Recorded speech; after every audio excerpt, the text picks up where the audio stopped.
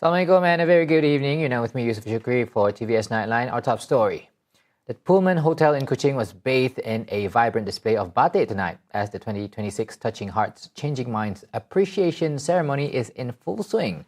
The arrival of Topuan Datuk Patinggi Fauziah bin Muhammad Sanusi headlined an evening that includes a special montage presentation and a keynote address from the Ministry of Women, Childhood and Community Wellbeing Development.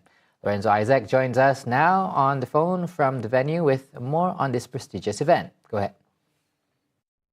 Thank you, Yusuf Shukri. The Pullman Hotel is a sea of batik tonight as Sarawak honours the individuals who serve as the backbone of our community. Datuk Sri Fatimah Abdullah, the Minister for Women, Childhood and Community Wellbeing Development, is joined by the guests of honour, Puan Datuk Patinggi Fauziah Muhammad Sanusi, to celebrate these achievements. The Minister just detailed the massive scale of recent relief efforts, noting that 67 evacuation centres were activated during the 2025-2026 monsoon to support 7,125 victims. The southern zone was hit the hardest, with 5,104 victims moved to 48 centres, while nearly 499,000 ringgit was spent on food packs alone. Tonight also celebrates a historic sporting triumph as the Sarawak contingent was crowned overall champions of the 6th Special Olympics National Games with a haul of 176 medals, including 56 golds.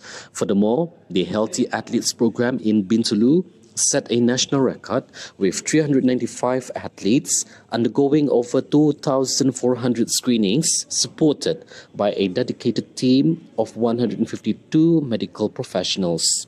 Finally, 31 Sarawakian para-athletes are being recognized for the great at the 13th ASEAN Para Games in Thailand, where they secured 13 golds and 14 silvers. That is all the highlights mentioned during her speech. Back to you, Yusuf, in the studio.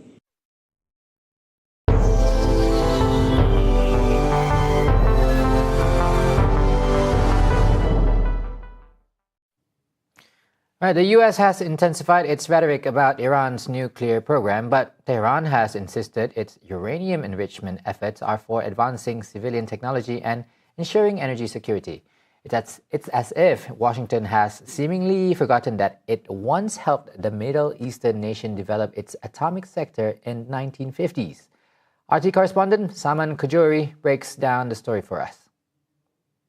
The United States is escalating its demands on Iran, calling not only for the end of what it calls is the nation's nuclear weapons ambitions, but for a complete halt to uranium enrichment and, in effect, the dismantling of Iran's entire nuclear program.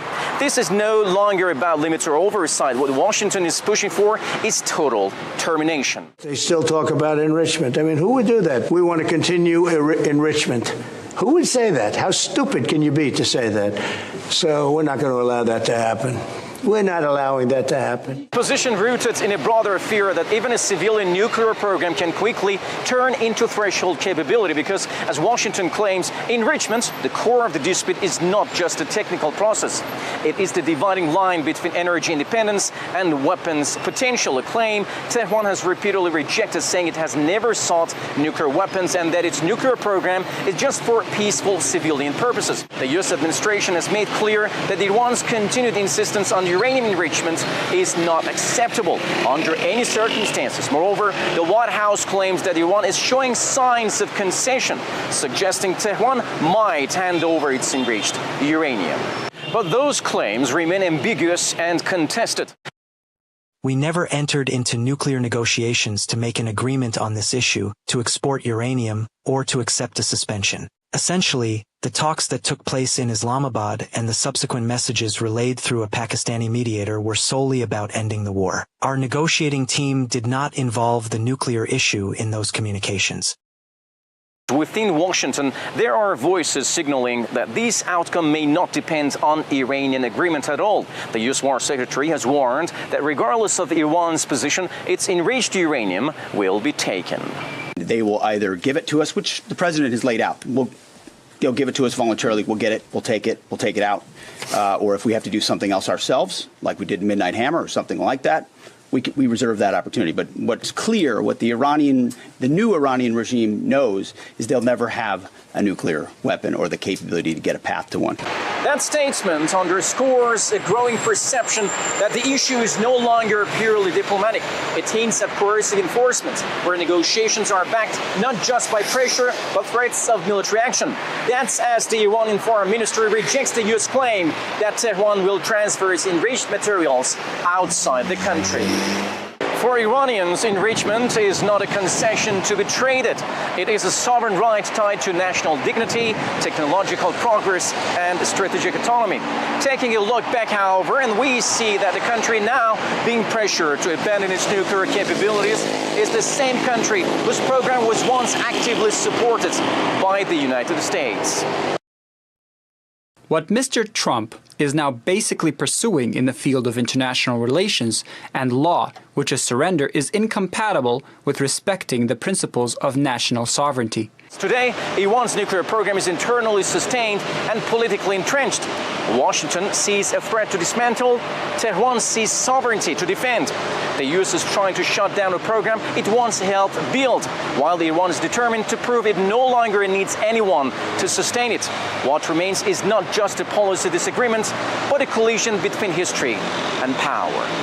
Saman Kujuri, RT, Tehran. That's Saman Kujuri from RT. Thank you for the report. Now, while the U.S. has helped develop Iran's nuclear technology in the past, its focus is now dismantling it. Because of that, the Iranian government has filed a lawsuit against the U.S. at the Permanent Court of Arbitration, PCA, in The Hague over Washington's military aggression against Iranian nuclear facilities, imposition of economic sanctions, and threats of military action against the country. According to a report by Iran's Mizan news agency, the lawsuit was filed with the PCA in February, citing violations of the 1981 Algiers Accords and U.S. breaches of its international commitments during the 12-day strikes against Iran in June 2025. Further details on the lawsuit states that Iran demanded that the court convict the U.S. of interference in its internal affairs and ordered the U.S. government to immediately end its direct and indirect interventions. Iran has also demanded that the U.S. provide guarantees that it will not repeat those actions and pay full reparations for the damage inflicted on Iran. In July 2015, Iran signed the Joint Comprehensive Plan of Action, JCPOA, which imposed restrictions on its nuclear program in exchange for sanction relief.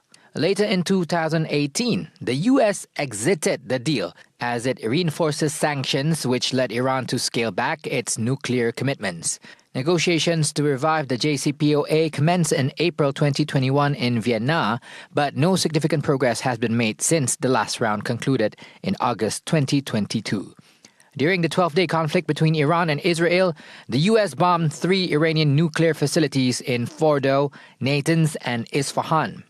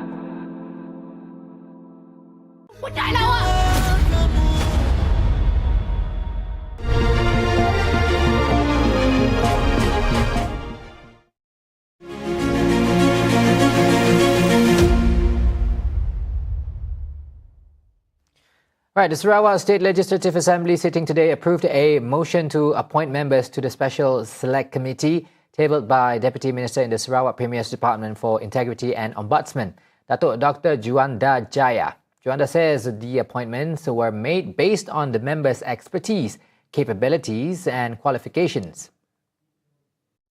Pihak Dewan Undangan Negeri Sarawak telah meluluskan usul yang dikemukakan oleh saya sebentar tadi di bawah Standing Order 23/1/A bagi melantik a Special Select Committee yang pursuant to Standing Order 74 di mana mengikut Seksyen 42/3 Sarawak Ombudsman 2023 satu jawatankuasa khas di bawah DUN hendaklah dilantik bagi menilai laporan tahunan Ombudsman dengan tujuan bagi memastikan segala laporan, rekomendasi, teguran yang dikemukakan dalam laporan Ombudsman itu dipatuhi dan dilaksanakan oleh pihak kerajaan. The committee will be headed by Dayang Nur Azah Awang Sohor of GPS Lingga, with Si Chi Hao of Independent Batu Lintang, Wilfred Yap Yao Sin of GPS Kota Sentosa, Dr. Simon Sinang Bada of GPS Tebeduk, Anyi Jana of GPS Ngemah, and Royston Valentine of GPS Talian serving as members. Meanwhile, he also addressed concerns raised by Chong Chen Den of DAP Padungan over the lack of opposition representation in the committee. Ordinans kita tidak meletakkan perlu ada opposition. Kalau ordinan ada menyatakan sedemikian, memang pasti kita akan letakkan. Dan kebetulan, seorang daripada ahli, sebab setakat ini kita lantik berdasarkan peruntukan 74 daripada Standing Order, minimum numbers. Seorang daripada ahli adalah ahli bebas, Yang Berhormat Batu Lintang, yang kalau kita lihat biodatanya, beliau sebelum ini adalah fighter kepada isu NCR. Kalaulah kita tidak terbuka, kenapalah kita bawa dia masuk? On to our final report of the day. The Sarawak Forestry Corporation is formalizing a proposal to designate Keluan Hill National Park as a fully protected area. The proposed site in Ulubaram includes the iconic Three Sisters waterfall and covers over 1,600 hectares of land across 8 villages. Deputy Minister Datuk Len Talif Saleh says biodiversity assessments conducted over the last year reveal a vast ecological treasure trove. Latest findings record at least 66 fauna species and 142 flora species in the region. Officials are currently verifying land status before finalizing the boundaries. Dapatan awal penilaian telah merekodkan tidak kurang daripada 66 spesies fauna dan 142 spesies flora yang menunjukkan kawasan tersebut kaya dengan pelbagaian sumber biodiversity. The proposal is on track for completion by the third quarter of this year. The government is urging local Kayan, Kenyah and Penan communities to remain active in the process, including submitting valid native customary rights claims. Roughly 4,500 stakeholders across 8 villages are identified in the plan. Once protected, the region gains sustainable management while preserving vital natural resources. Eligible locals retain the right to collect non-timber forest products for personal use under current ordinances. Additionally, the move opens doors for the ecotourism industry, allowing residents to lead homestays, serve as park guides, and promote traditional handicrafts. I'm Yusuf Shukri. Good night.